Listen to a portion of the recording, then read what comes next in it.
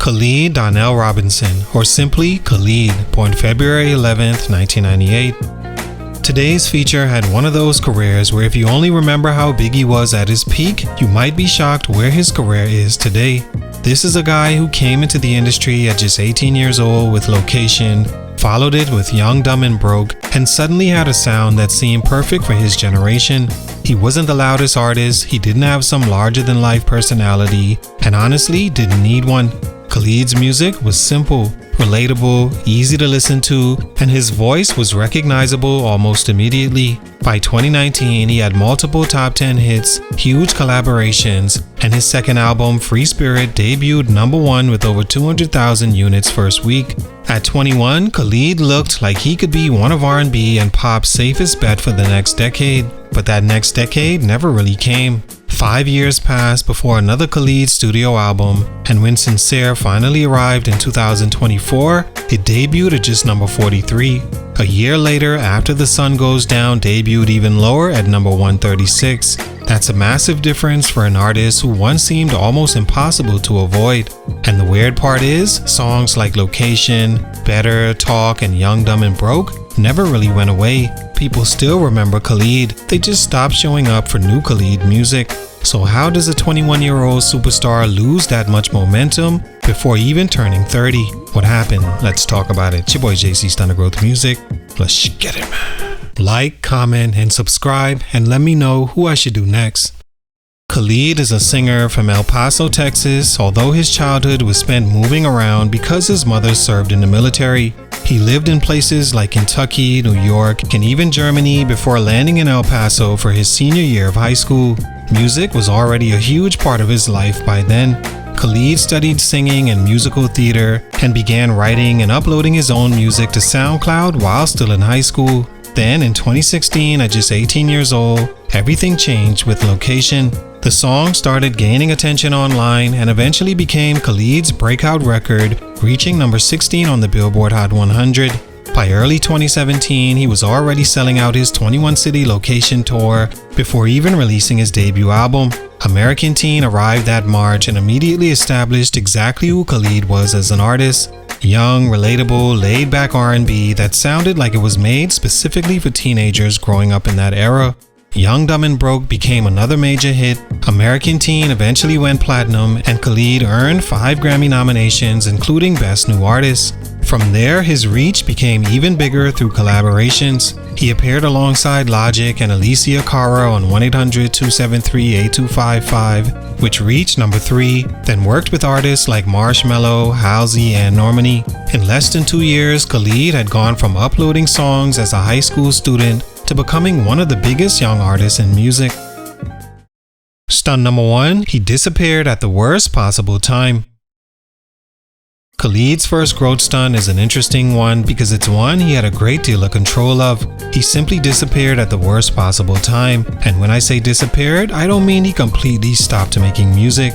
He released singles, collaborations, and even the Scenic Drive mixtape in 2021.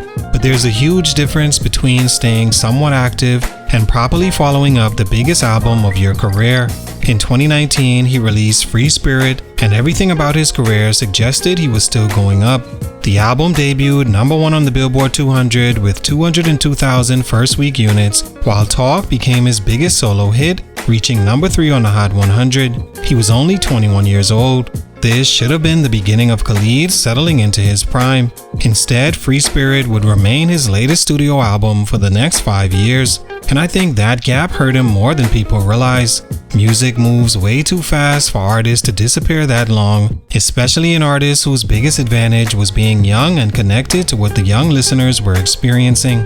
Khalid wasn't Beyonce or Frank Ocean, where disappearing for years can actually increase anticipation because the artist already built that type of mystique. Khalid was still establishing himself. American Teen came in 2017, Free Spirit in 2019, and The Natural Move was another album around 2021 or 2022 that showed where Khalid was going next. Instead, that progression stopped. Scenic Drive gave his fans something, but it didn't produce anything close to Location, Young, Dumb and Broke, Better, or Talk, and it wasn't treated like the major third chapter his career needed.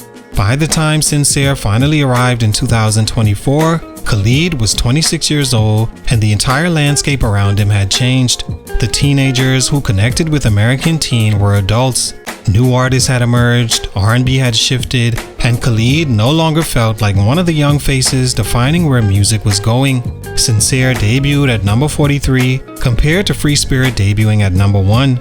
That doesn't happen because Khalid suddenly forgot how to sing. He allowed 5 years to pass during the exact period where he needed to turn early success into longevity. And once that momentum disappeared, getting it back became not just much harder, but impossible. Most artists would do anything for a moment like he had from 2017 through 2019. But Khalid, for whatever reason, chose to let his just slip away. Stunt number 2, the music and audience growing together. Khalid's second growth stunt was his music didn't grow enough with his audience. And I'm not talking about Khalid getting older or needing to completely abandon the sound that made him successful. The issue is that once American Teen established exactly what Khalid did well, there wasn't enough artistic development after it. That first album worked because everything fit together. Khalid was 18, singing about being young, broke, relationships, rejection, texting somebody your location, and all the uncertainty that comes with that age. Even his laid-back delivery made sense. It felt effortless because that was genuinely where he was in life. But once you establish yourself that strongly, the next challenge is giving people something they couldn't already get from the first album. Free Spirit was bigger commercially, but I don't think it showed us a significantly more interesting Khalid. Better was great, talk was huge, the production was polished, and his voice was still one of the easiest to recognize in music. But the formula remained extremely comfortable. Relationships, loneliness, love, uncertainty, atmospheric production, and Khalid floating over everything with that same relaxed delivery. Even critics started pointing this out while Khalid was still successful. Free Spirit received criticism for playing things too safe, and by Scenic Drive, similar questions remained about whether Khalid was taking enough risk or developing beyond what listeners already knew him for. That's important because this wasn't criticism created after his career declined. The warning signs were there during his prime, and I think Khalid eventually became almost too comfortable to listen to. There wasn't anything necessarily bad about the music. That was almost a problem. Nothing offended you, nothing sounded terrible, but few things demanded your attention either. Easy to listen to can eventually become easy to ignore. Khalid had a great voice, but we weren't getting dramatic improvements as a songwriter, stronger storytelling, more personality, unexpected production choices, or some new musical identity that made each project feel necessary. You could already get what you wanted from Khalid by playing American Teen or the biggest songs from Free Spirit. That's where an artist can become trapped by his own sound. Khalid mastered his style extremely early, but mastering a style and continuing to evolve are two completely different things. Eventually, the qualities that made him recognizable also made his newer music feel predictable. And when listeners already have the best version of what you do, giving them more of the same becomes harder to sell. Stunt number 3, his audience moved on. And lastly, Khalid's third growth stunt is that by the time he finally started showing us a different version of himself, I think his audience had already moved on. And this is where Khalid being outed in 2024 becomes an important part of his later story.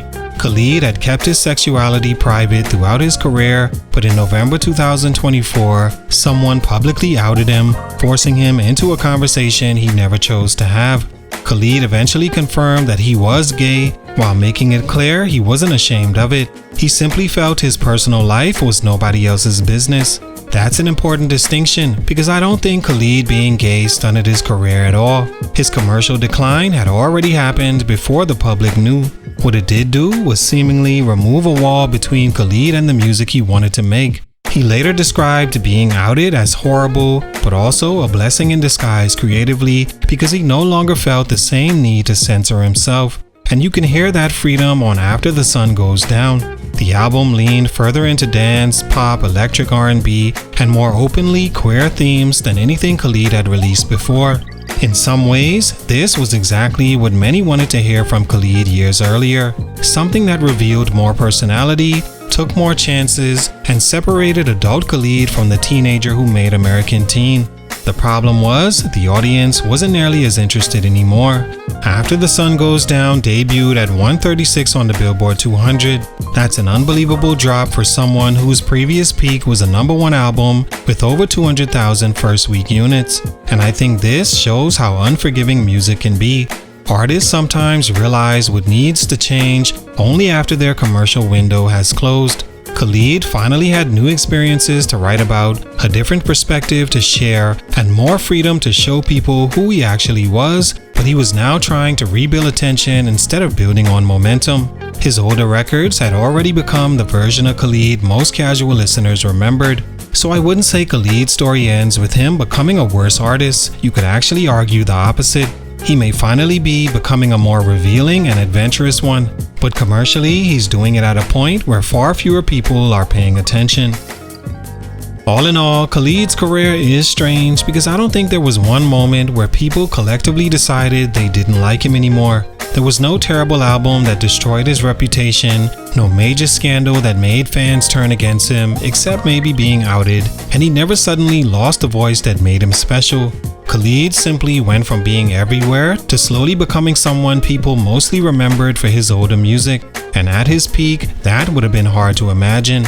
This was a 21-year-old with a #1 album, multiple top 10 hits, huge collaborations, and a sound that was almost impossible to mistake for anybody else. But 5 years between albums is a long time when you're still building your career, and Khalid didn't evolve enough musically before the break to make his absence create anticipation. By the time he returned, the industry had moved forward without him. What makes his story different is he's still only 28 years old. After the Sun Goes Down may not have sold much, but Khalid finally seemed more willing to experiment and reveal more about himself through his music, so I wouldn't completely write him off. But becoming a major artist again will require more than making good music. Khalid has to give his fans a reason to care about new Khalid as much as they still care about the old one. Salute, much respect, but for these reasons, his growth was stunning. It's your boy JC, Stunted Growth Music, and I'm out.